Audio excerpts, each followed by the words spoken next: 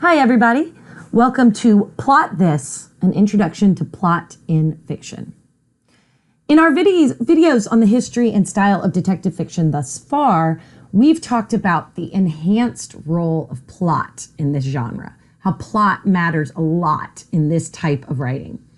So I wanted us to take some time this week to talk about what plot is and how it plays out in detective stories. So let's start with the basics. What is plot? Now, plot is a term that applies primarily to fiction. That's stories that are made up to some degree. And that could be short stories, novellas, which are kind of in between short stories and novels, short novels, novels, fuller length pieces, drama, that includes plays, film, which could mean television or movies, but it also applies to narrative nonfiction.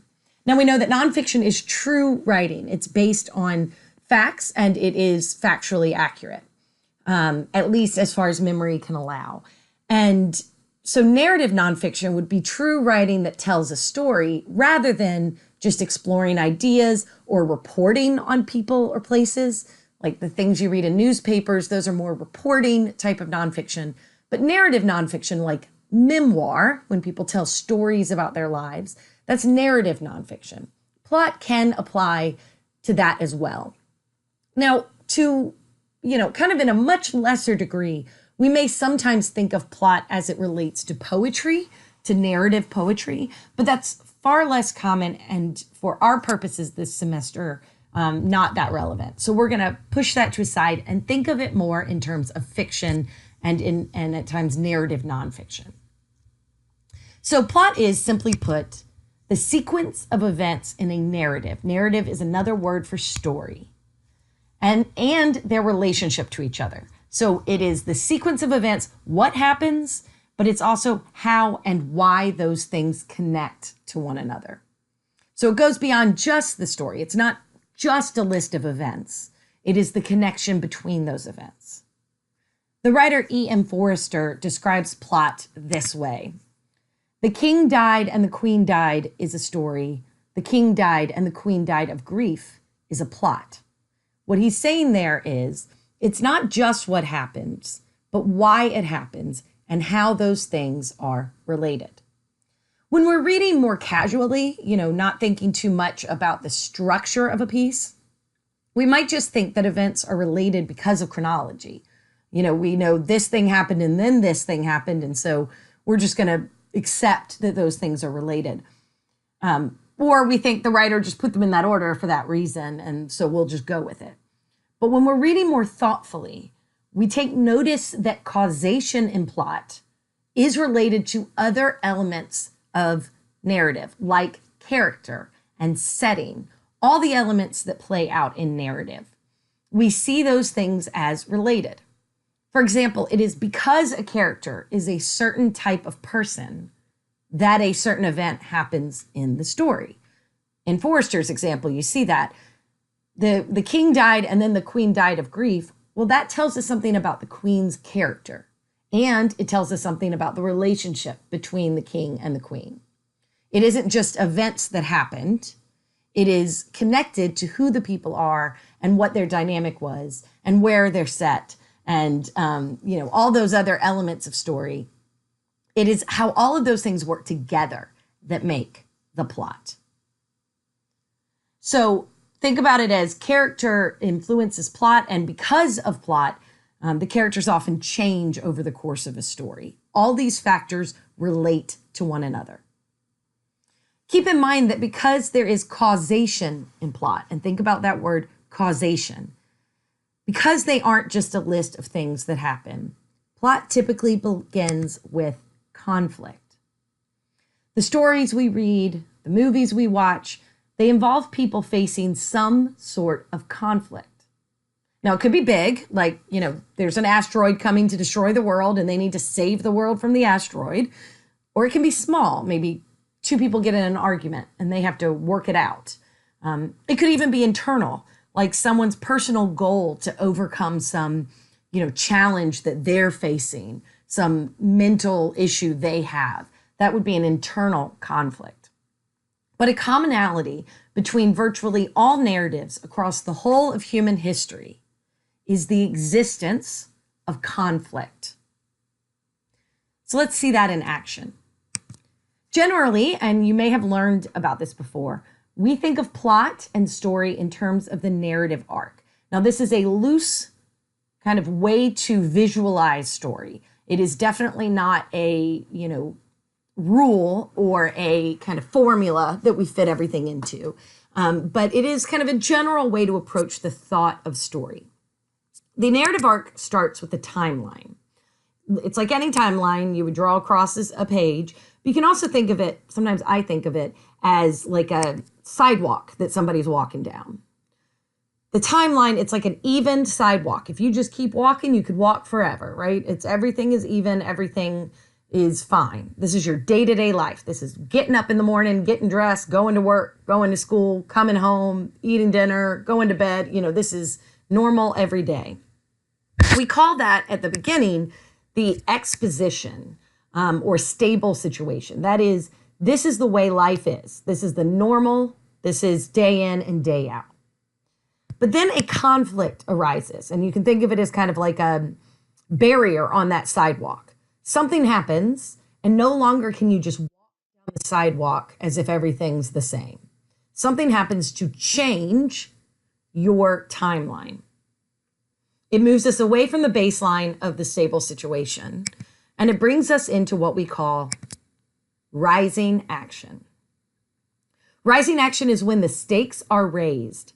Things happen and change, and the character does things, and things happen to the character because of that conflict. Now, there are likely highs and lows within the rising action, further complications. They may think they're figuring out how to solve the conflict, and then something comes along to make it more complicated, right? And then now they take a step back, right? They thought they were moving forward and everything was going to get resolved, but now everything's a little bit more complicated. That's why that rising action line is kind of the up and down, the zigzag line. But all of it, that rising action, is leading to what we call the climax. The climax is the point of highest tension. You can also think of it as the turning point. Everything that has been happening since the conflict began, everything that has been happening has been leading to this point. It is when the rising action can't just continue to go on forever. This is the moment when things are decided. That can mean so many different things depending on the type of story. And we'll be looking at that in the pieces we're reading. But what we're looking at here is this is the point where everything has led, and now there has to be a reckoning of sorts. And from that climax comes the falling action. That's when events begin to wind down. It's kind of like now that we've gotten to the point of highest tension and we've had to have this reckoning. Now what happens to bring us back? That's the falling action, to bring us back to a new stable situation, what we call the denouement. That is a fancy French word, denouement. That's the return to a stable situation. Now notice that the line here isn't in the exact same place that, we've got this new sidewalk we're on. It's not in the exact same place as the first sidewalk. It's a new normal. And that's because our characters go through some kind of change. If all that happens because of the conflict and climax is that we get right back to where we began, then we don't really have the kind of story that people read or what goes into literature.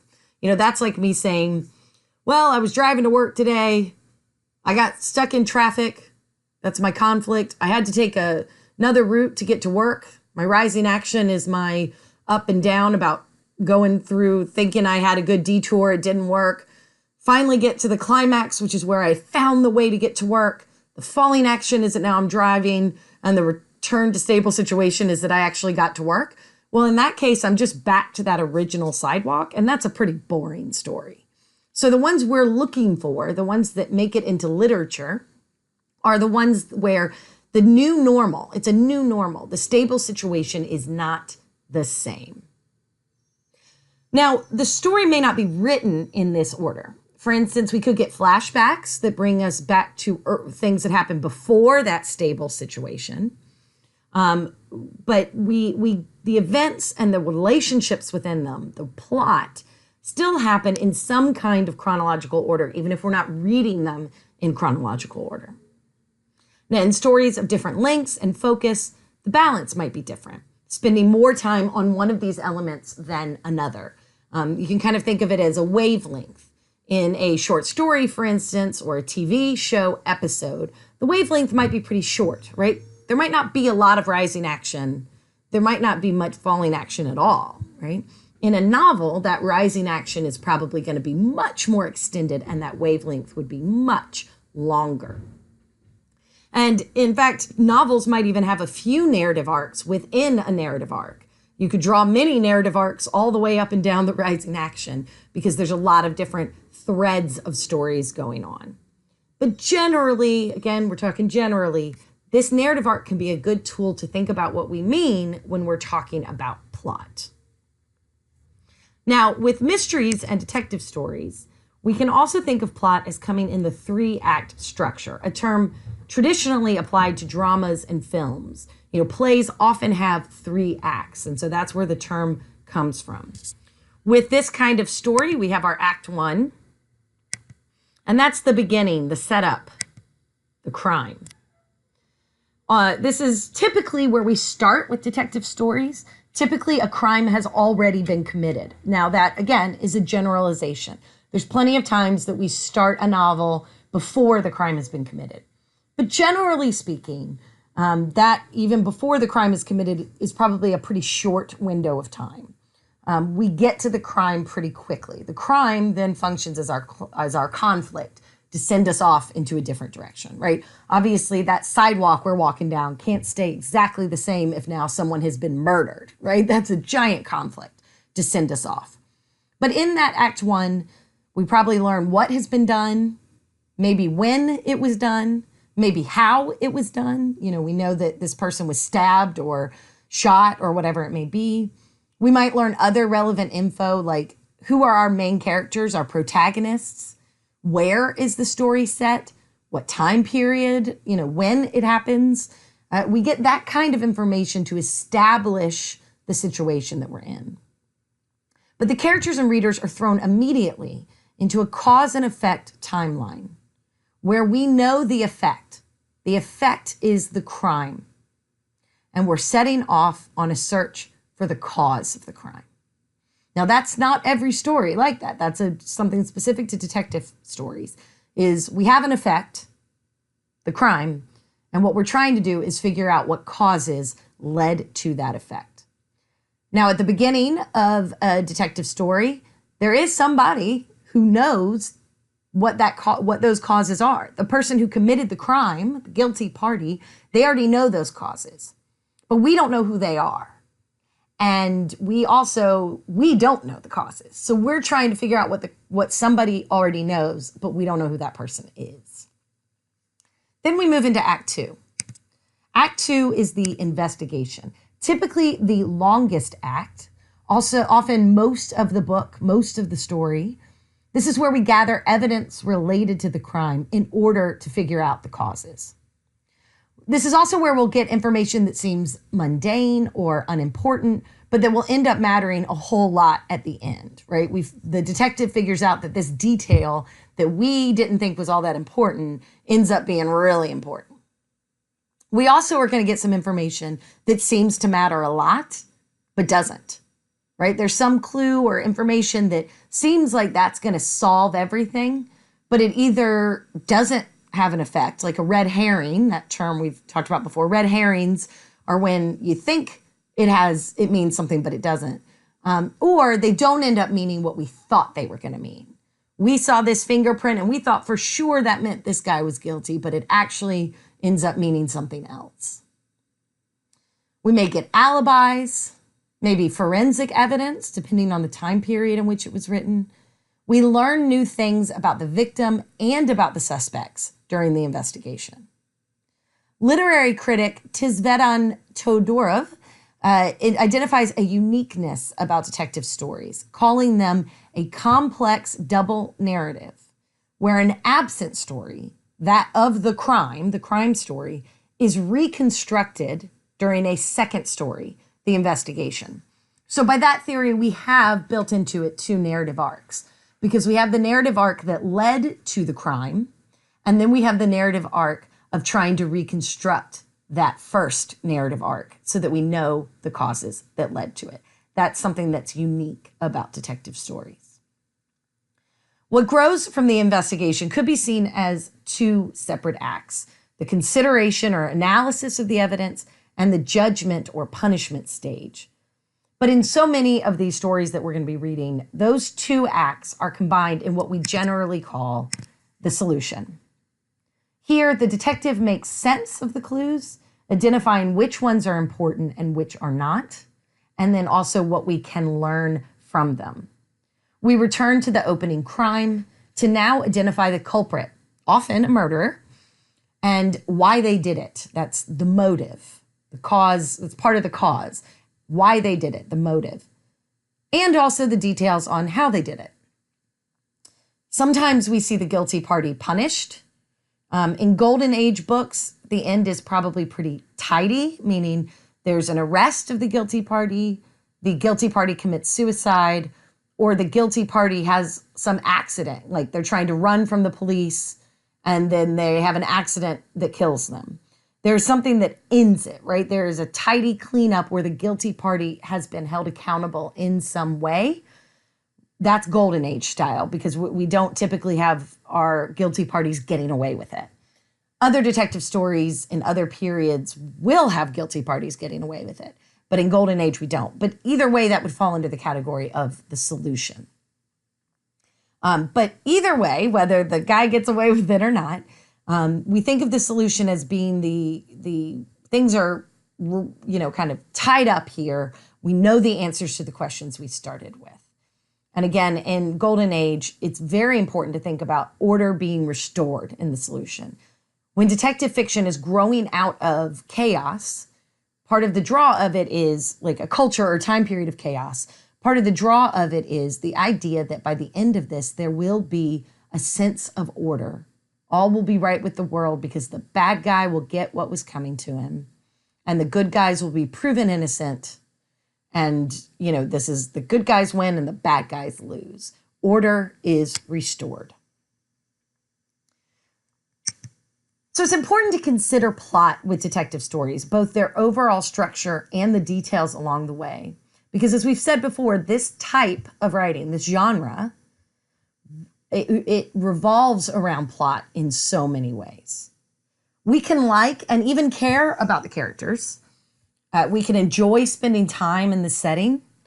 We can even reach some greater understanding of the world through the book's themes. But detective stories are all about that forward momentum, the moving towards an ultimate answer. So the plot matters here, possibly more than in any other genre. So as we're reading these texts throughout the semester, I want you to think about their plot. And you can ask yourself these questions. What is the central conflict that starts the story? And yes, that's probably going to be the crime, but there might be other conflicts along with it. For instance, yes, somebody might have been murdered, but there might also be an innocent person that is already been arrested.